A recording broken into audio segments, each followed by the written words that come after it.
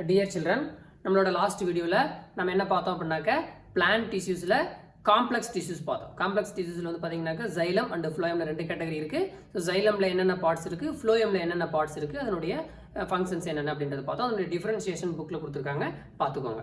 தென் அடுத்தது நம்ம இந்த வீடியோவில் அல்லது இந்த கிளாஸில் நம்ம என்ன பார்க்க போகிறோம் அப்படின்னு பார்த்தீங்கன்னா அனிமல் டிஷ்யூஸ் பற்றி பார்க்க போகிறோம். விலங்குகளினுடைய திசுக்கள் எப்படி இருக்குது, விலங்குகளில் காணப்படக்கூடிய திசுக்கள் என்னென்ன வகையான திசுக்கள் இருக்குது, அது என்னென்ன வேலையை செய்கிறது அப்படிங்கிறத பற்றி பார்க்க போகிறோம். So animal tissues. ஸோ இந்த அனிமல் டிஷ்யூஸை பற்றி படிக்கக்கூடிய அந்த படிப்புக்கு பேர் வந்து பார்த்தீங்க அப்படின்னாக்க ஹிஸ்டாலஜி அப்படின்னு பேர். ஸோ இப்போ ஹிஸ்டாலஜி அப்படின்னா histology deals with the structure and functions of animal tissues. அதான் அதனுடைய டெஃபினிஷன். சரியா?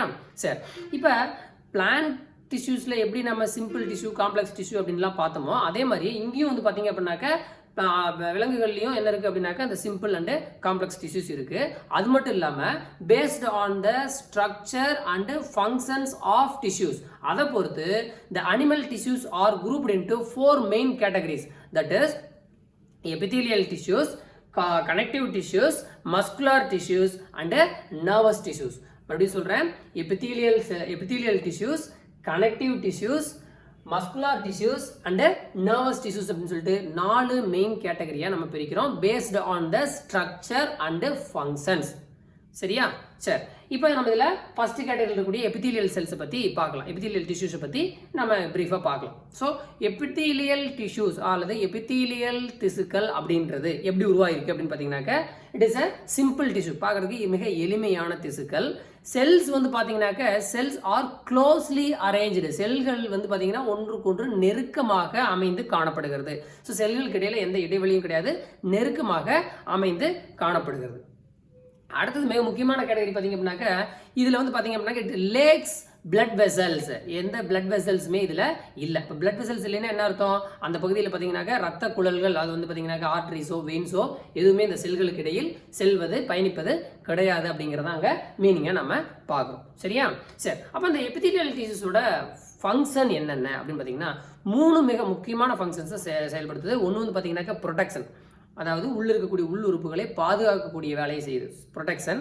ரெண்டாவது செக்ரீசன், சில சுரப்புகளை சுரக்கிறது. சில சுரப்புகள் வந்து பார்த்தீங்கன்னாக்கா சில அது வந்து பார்த்தீங்கன்னா இப்போ கிளாண்டாக இருக்கலாம் அல்லது வந்து டைஜஸ்டிவ் ட்ராக்ட்லேயே இருக்கலாம். அந்த மாதிரியான பகுதிகளில் சில சுரப்புகளை செக்ரீட் பண்ணுது, ரெண்டாவது ஃபங்க்ஷன். மூணாவது அப்சார்ப்ஷன். ஸோ உள்ளே வந்து வரக்கூடிய அல்லது வந்து நியூட்ரியன்ஸை தேவையான இடத்துல வந்து அப்சர்வ் பண்ணக்கூடிய வேலையும் இந்த எபித்தீலியல் செல்கள் செய்கிறது. ஸோ 3 ஃபங்க்ஷன்ஸ் என்னென்ன அப்படின்னு பார்த்தீங்கன்னாக்கா ப்ரொடெக்ஷன், செக்ரீசன் அண்ட் அப்சார்ப்ஷன். சரியா?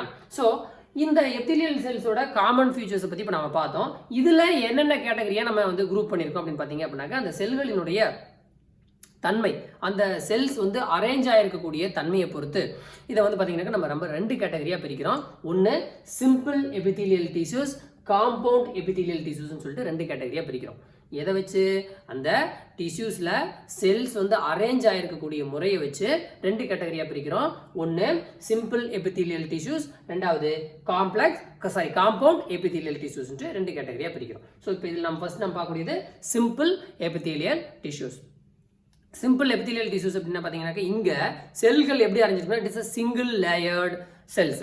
ஒரே ஒரு லேயர் ஆஃப் செல்ஸ் தான் இருக்கும். பார்த்தீங்கன்னாக்கா இந்த செல்ஸ் அரேஞ்ச் ஆகிருக்கிற பேக்கில் வந்து டிஷ்யூஸில் வந்து பார்த்தீங்கன்னா ஒரே ஒரு லேயரில் தான் செல்ஸ் இருக்கும். மீதி லேயர்ஸில் செல்ஸ்கள் காணப்படுவதில்லை, வேற மற்ற செல்கள் தான் அதில் காணப்படுகிறது. சரியா? ஸோ அந்த அடிப்படையில் இதை வந்து நான் மறுபடியும் எப்படி குரூப் பண்ணியிருக்கோம்னாக்கா 5 கேட்டகரியாக குரூப் பண்ணியிருக்கோம். என்னென்ன கேட்டகரின்னு பார்த்தீங்கன்னாக்கா ஒன்று ஸ்கிமாஸ் எபித்தீலியம், ரெண்டாவது cuboidal epithelium, columnar epithelium, ciliated epithelium, அடுத்தது கிளாண்டுலார் எபித்தீலியம் சொல்லிட்டு 5 கேட்டகரியாக பிரிக்கிறோம். மறுபடியும் சொல்கிறேன், squamous epithelium, cuboidal epithelium, columnar epithelium, ciliated epithelium, glandular epithelium அப்படின்னு சொல்லிட்டு 5 கேட்டகரியாக பிரிக்கிறோம். எதை அப்படின்னு பார்த்தீங்கன்னாக்க simple epithelial tissues. Simple epithelial tissues are grouped into 5 category. One is squamous epithelium, cuboidal epithelium, columnar epithelium, ciliated epithelium and glandular epithelium. சரியா? So இந்த எல்லா எபித்தீலியல் செல்ஸ்லையுமே செல்ஸ் எத்தனை லேயரில் தான் அரேஞ்ச் ஆகிருக்கும்? சிங்கிள் லேயரில் தான் செல்கள் அரேஞ்ச் ஆகிருக்கு. சரியா? ஸோ இப்போ இதில் நம்ம ஃபர்ஸ்ட் எதை பார்க்கணும் அப்படின்னாக்க ஸ்கிமாஸ் எபித்தீலியம் பற்றி பார்க்கணும். ஸோ ஸ்கிமாஸ் எபித்தீலியம் பொறுத்த வரைக்கும் இங்கே செல்கள் எப்படி இருக்குன்னு பார்த்தீங்கன்னாக்க it is a thin flat and prominent nuclei. Nuclear வந்து பார்த்தீங்கன்னாக்கா நியூக்ளியஸ் வந்து நல்லா பெருசாக இருக்குது. செல்ஸ் வந்து பார்த்தீங்கன்னாக்கா தின் செல்லாக இருக்குது. ஃப்ளாட்டான தட்டையான செல்கள் காணப்படுது. நியூக்ளியஸ் வந்து ப்ராமினெண்ட்டாக இருக்குது. பட் எந்த இடத்துலனாக்கா ஒரு பர்டிகுலர் பிளேஸில் இல்லாமல் எந்த பகுதியில் வேணாலும் அந்த செல்களினுடைய ஏதாவது ஒரு இடத்துல அந்த நியூக்ளியை வந்து ப்ரெசென்ட் ஆகிருக்கு. அது மட்டும் இல்லை, ஒரு வரையறுக்கப்பட்ட எண்டு வந்து இல்லை. So there is no determined end. Determined என்னது தீர்மானிக்கும், இந்த செல்ஸ் வந்து இந்த அளவில் தான் இருக்கணும் அப்படின்னு சொல்லி தீர்மானிக்கக்கூடிய பகுதிகள் இங்கே இல்லை. அது மட்டும் இல்லை, இங்கே இந்த செல்ஸோட ஸ்ட்ரக்சர் வந்து பார்த்தீங்க அப்படின்னாக்க இது மேலே அப்படியே வந்து ஒவ்வொரு செல்களுடைய மேல் பகுதியிலையும் அப்படியே ஒரு மெம்பரேனாக வந்து கவர் ஆகிருக்கிறதுனால இதை நம்ம என்ன சொல்கிறோம்னாக்க it is known as pavement membrane அப்படின்னு சொல்லி சொல்றோம். The squamous epithelial cells are called as pavement membrane அப்படின்னு சொல்லி சொல்றோம். ஸோ எந்தெந்த பகுதிகளில் இருக்கு அப்படின்னு பார்த்தீங்க அப்படின்னாக்க பக்கல் கேவிட்டி, லங்ஸ், கிட்னி போன்ற சில பகுதிகளில் காணப்படக்கூடிய செல்களில் சில திசுக்கள் மட்டும் இந்த ஸ்குமாஸ் எபித்தீலியல் செல்ஸாக இருக்கிறது. சரியா? இதனுடைய ஃபங்க்ஷன் அப்படின்னு பார்த்தீங்கன்னாக்க என்னது? Protects mechanical injury. அதாவது ஒவ்வொரு செல்கள்லையோ அல்லது வந்து திசுக்களில் ஏற்படக்கூடிய காயம் ஏற்படுறத தவிர்க்குது. அது மட்டும் இல்லாமல் அந்த பகுதியில் இருக்கக்கூடிய உறுப்புகள் ட்ரை ஆகிறது, தன்னுடைய மியூக்கஸ் அந்த வளவளப்பான தன்மை இழந்து ட்ரை ஆகக்கூடியதை வந்து ப்ரொடெக்ட் பண்ணுது. அது மட்டும் இல்லை, ஜெர்ம்ஸ் இன்வாடிங், அதாவது மைக்ரோ ஆர்கானிசம்ஸ் நோயை ஏற்படுத்தக்கூடிய நுண்ணுயிரிகள் உள்நுழைவதை தடுக்கக்கூடிய வேலையை இந்த ஸ்குமாஸ் எபித்தீலியல் செல்கள் செய்கின்றன. சரியா? இது ஸ்குமாஸ் எபித்தீலியம். அடுத்தது பார்த்தீங்கன்னாக்க கியூபாய்டல் எபித்தீலியம். கூம்பு வடிவத்தில் இருக்கக்கூடிய செல்கள், அதான் எழுதிருக்கேன். That is a cuboidal cells அப்படின்னு சொல்லிட்டு. ஸோ இங்கே நியூக்ளியஸ் பார்த்தீங்க அப்படின்னாக்க எப்படி இருக்கு அப்படின்னாக்கா, நியூக்ளியஸ் நல்ல ரவுண்ட் நியூக்ளியஸ் எங்கே இருக்கு அப்படின்னாக்கா செல்லோட சென்டரில் இருக்கு. செல்ஸோட சென்டரில் நியூக்ளியஸ் காணப்படுகிறது. ஸோ இப்போ இந்த கியூபாய்டல் எபித்தீலியம் எங்கெங்கெல்லாம் இருக்குது அப்படின்னு பார்த்தீங்கன்னாக்க தைராய்டு கிளாண்டில் இருக்குது, சலைவரி கிளாண்டோட ஒரு பகுதி, அது மட்டும் இல்லாமல் ஸ்வெட் கிளாண்டில் இருக்கக்கூடிய ஒரு சில ஏரியாக்கள்லையும் இண்டஸ்டைன் அண்ட் நெஃப்ரான்ஸ்லையும் இந்த கியூபாய்டல் எபித்தீலியல் செல்ஸ் வந்து காணப்படுகிறது. ஸோ இதனுடைய வேலை அப்படின்னு பார்த்தீங்கன்னாக்க செக்ரீசன் அண்ட் அப்சார்ப்ஷன். செக்ரீட் பண்ணுறது, அது மட்டும் இல்லாமல் செக்ரீட் பண்ணுறதுல அந்த நியூட்ரியன்ஸை அப்சர்வ் பண்ணக்கூடிய ரெண்டு வேலையுமே இந்த கியூபாய்டல் எபித்தீலியல் டிஷ்யூஸ் வந்து செய்கிறது. தென் மூணாவது கேட்டகரிக்கு போகிறோம். That is columnar epithelium. காலம், ஒவ்வொரு காலமாக இருக்கிறதுனால வந்து நம்ம காலம்னார் எபித்தீலியல் அப்படின்னு சொல்லி சொல்கிறோம். ஸோ இங்கே செல்ஸ் எப்படி இருக்குன்னு பார்த்தீங்கன்னா இட்ஸ் ஸ்லண்டர், எலாங்கேட்டட், நல்ல நீளமாக இருக்கக்கூடிய செல்கள் ஸ்லண்டராக இருக்குது, எலாங்கேட்டட், பார்க்கறதுக்கு ஒரு பில்லர் மாதிரி, இந்த மாதிரி ஒரு பில்லர் மாதிரியான அமைப்பில் அந்த செல்கள் காணப்படுகிறது. ஸோ அதனால தான் இதை நம்ம என்ன சொல்கிறோம்னாக்க காலம்னார் எபித்தீலியல் செல்ஸ் அப்படின்னு சொல்லி சொல்கிறோம். இங்கே நியூக்ளியஸ் வந்து எங்கே இருக்குன்னு பார்த்தீங்கன்னாக்கா செல்ஸோட பேஸில் இருக்குது. நம்ம புக்கில் அந்த டயக்ராம்ஸ் கொடுத்துருக்காங்க. டயக்ராம்ஸ் பார்த்தீங்கனாலே உங்களுக்கு டிஃப்ரென்சியேஷன் ஈஸியாக புரியும். ஸோ நியூக்ளியஸ் வந்து பார்த்தீங்க அப்படின்னாக்க செல்ஸோட பேஸில் இருக்குது.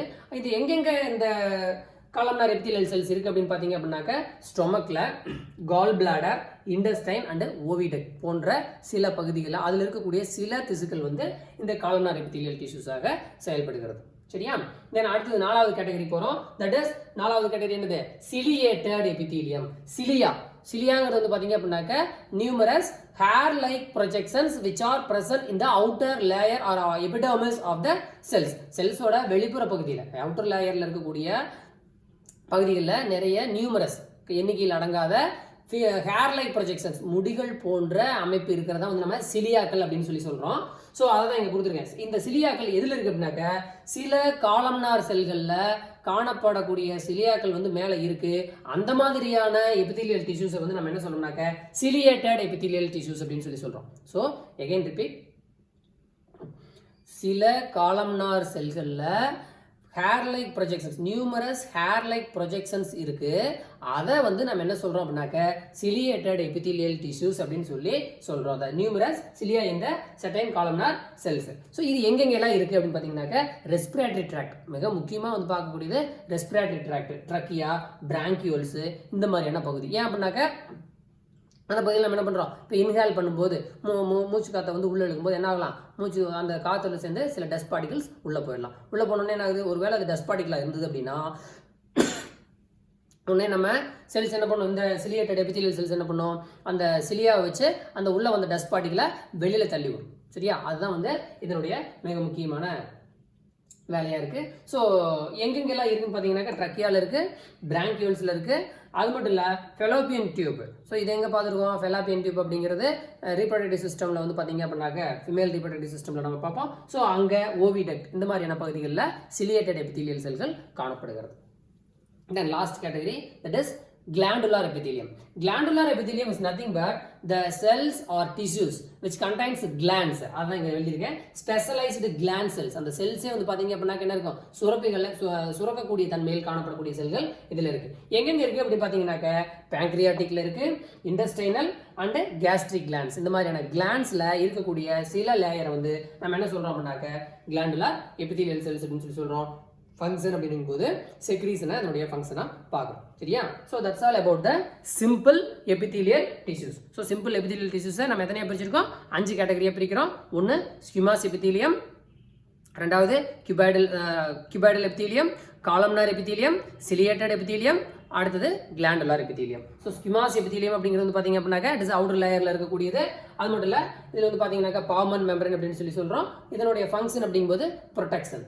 ஸோ கியூபாய்டலை பொறுத்த வரைக்கும் செல்ஸ் வந்து கியூப் ஷேப்பில் இருக்குது, நியூக்ளியஸ் வந்து பார்த்தீங்க அப்படின்னாக்கா ரவுண்டாக இருக்குது, சென்டரில் இருக்குது.